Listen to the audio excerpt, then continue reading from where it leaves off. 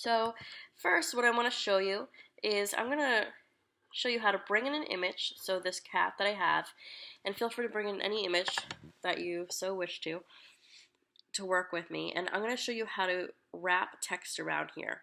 Now, though this looks quite nice, when we zoom in, this type still needs a lot of work. This is just really to show you how text can wrap and how I can put it in something to make it look more structured.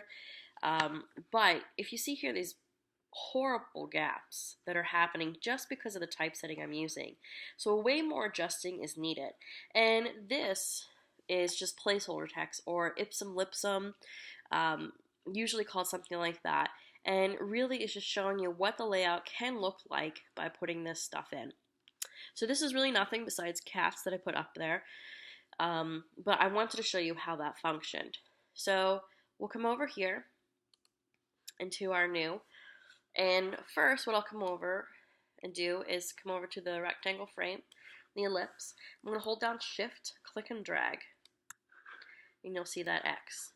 Now, I don't want to grab something and just plop it in here like you can sometimes do with Photoshop or Illustrator. I'm going to bring this in properly, so this way it will end up with my links, which are right here. So I have nothing in there right now, but if I come over to my original one, you can see, let's scoot that down, you can see the ones that I have here. So if something's amiss or a link's missing, it will tell you, and you will have to properly find it and store it so everything is saved top notch.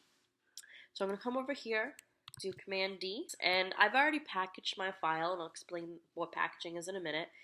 But here are my links, and this can be on your desktop, it can be in your documents. I'm not sure where you have yours, but here's mine. And I just want to push open. And there we go. So if you don't want to memorize Command D, which is definitely a hotkey you do in InDesign, you can come to File, Place, Command D. Now what's happened here is that I definitely want this much smaller. If we come to my original, you can see the full head of the cat basically. And here the image is quite large. So what's happening is that I can touch on this and I can get the blue, or I can come over here to my direct selection, which is A. I can click on that, and here you're going to get the hand, because the hand is to move things around, and you're going to get a brown box or rectangle. And you're always going to get brown when it equals direct selection. And what that's telling you is there's something else in there that's bigger. You can adjust the size to make it smaller, larger, or just move it around. So maybe that's all I wanted, like the cat eye yawning at me. But what I want to do is I'm going to shrink this down, and you can hold down Shift. I'm just on my trackpad with 2 fingers on a Mac and bringing it that way. However you want to bring it down, you can also do Shift and pull from the sides here, and then adjust that the way you want it, and there we go. And I'm going to make sure I'm back on that. So that is how you bring in an image. Simple to remember, just Command D for place, but do it properly. And now you can see in my links panel, I have a cat. So that's great. So the next thing we're going to do is we're going to wrap text around. And you can see how when we move away from the shape at a certain point, it goes back to sort of a column-like, but as I move it closer and closer, it starts to form around that because I have a certain command it's attracted to. Okay? And first I need some filler text, so I'm going to do my type, click and drag to make a box, and then I'm going to come down to type and then fill with placeholder text. And you can make that anything you want. I'm just going to go with my tried and true Avenir book, and that's fine. Now, when I did this before, I came over here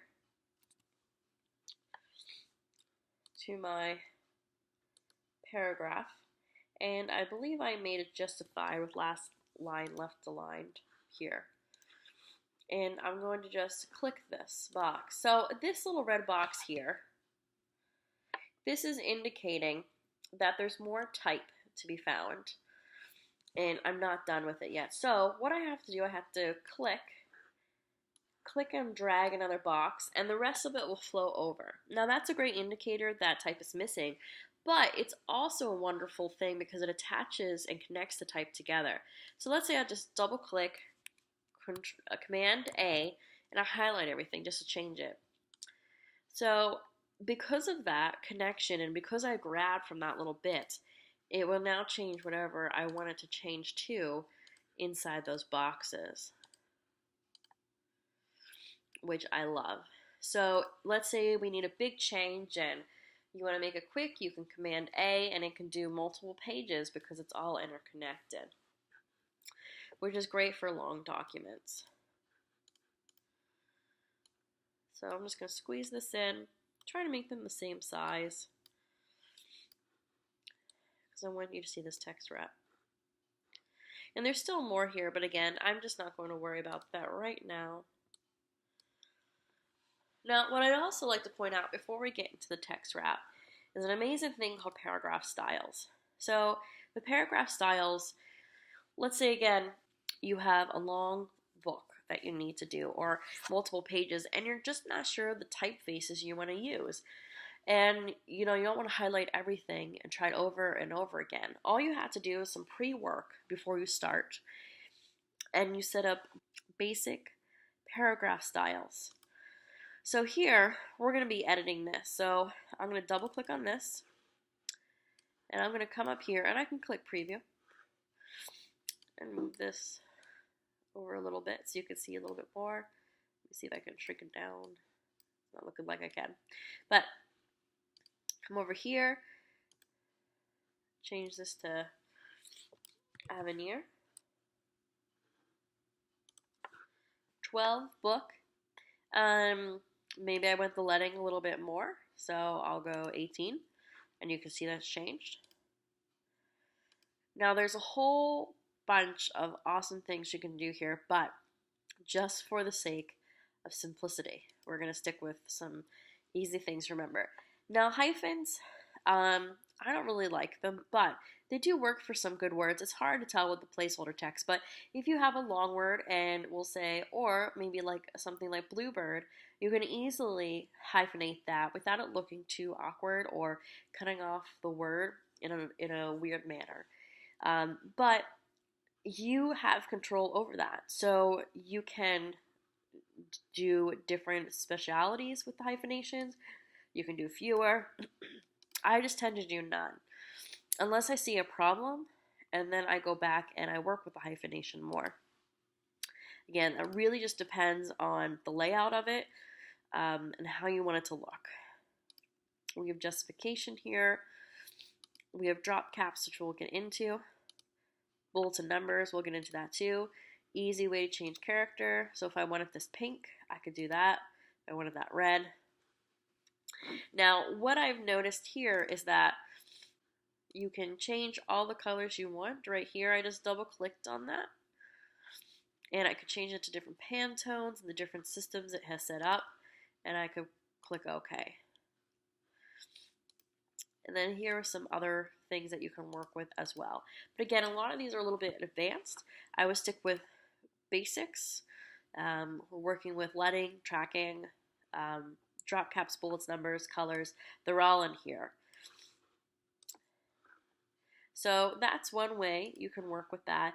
Now, when I have something like a header or maybe a little special call out, I can make something like that too. So I can switch all of those and I can label this different as well.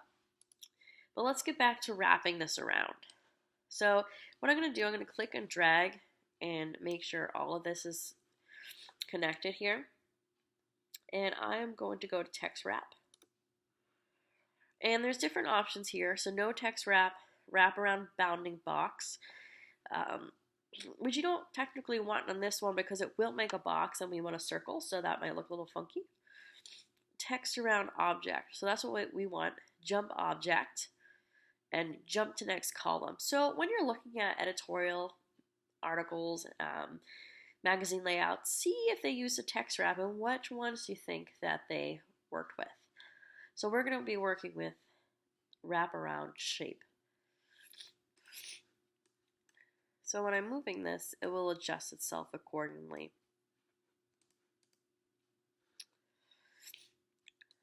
and I can play with this to see what I would like to happen. Now this is very close to the image. What I would do, honestly, is put a stroke around that image. Let's go at 20. And then depending on the color of the paper and the background and everything, that will depend on you. But I'm going to put paper. And so if we click on W to make a sort of preview, now it looks like it's actually wrapping around accordingly, where the other ways it was stuck right on the image. And I didn't really want that. I wanted something different. So now the thing with this is that depending on your layout and your choices, this bottom will look a little off. Now this has a lot to do with my no hyphenation. This has a lot to do with my justification purposes. So those are things we might want to work with. So maybe if I do come back over here, let's see if it makes any difference. It could or it couldn't. So, and those are things you just want to work with, and you're going to have to work with justifications and hyphenations to get that right. So when I come over here, instead of working with a stroke, which you can also do, which we've done in this one, I worked with a circle shape.